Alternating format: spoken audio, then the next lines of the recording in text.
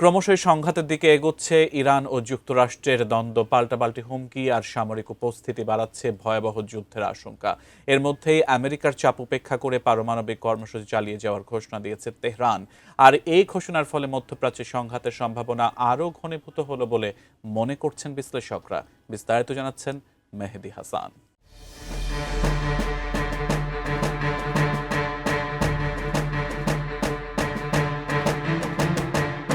মধ্যপ্রাচ্যে বর্তমানে এমন এক পরিস্থিতিতে পৌঁছেছে যেখানে পুরো অঞ্চল কার্যত উচ্চ ঝুঁকির যুদ্ধাঞ্চলে পরিণত হয়েছে।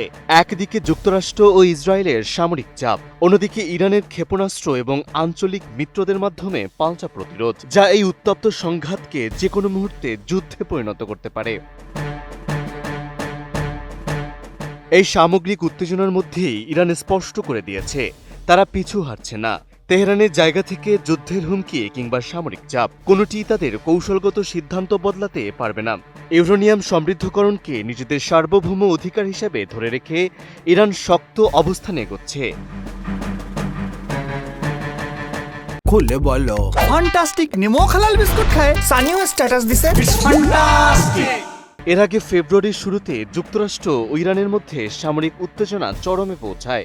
মার্কিন প্রেসিডেন্ট ডোনাল্ড ট্রাম্প একাধিকবার ইরানে হামলার হুঁশিয়ারি দেন এবং ইরানের জলসীমার কাছে যুদ্ধজাহাজ মোতায়েন করেন। এর ফলে পুরো মধ্যপ্রাচ্যে বড় ধরনের যুদ্ধের আশঙ্কা নতুন করে সামনে আসে। এই প্রেক্ষাপটে ইরানের পররাষ্ট্রমন্ত্রী আব্বাস আগারচি ঘোষণা দেন, যুদ্ধ চাপিয়ে দেয়া হলেও ইউরেনিয়াম সমৃদ্ধকরণ বন্ধ করা হবে না। তার ভাষায়, ইরান শান্তিপূর্ণ পারমাণবিক কর্মসূচির জন্য বহু ত্যাগ স্বীকার করেছে এবং এ বিষয়ে সিদ্ধান্ত নেয়ার অধিকার একমাত্র তেহরানের।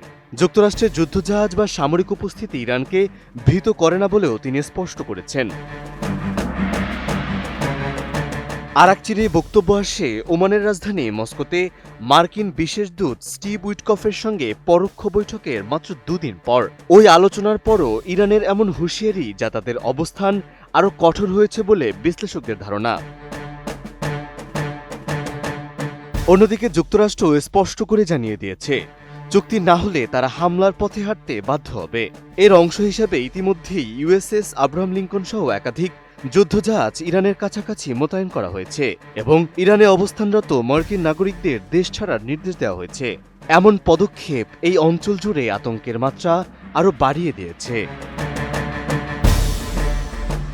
মেহেদী হাসান, এটিএন নিউজ।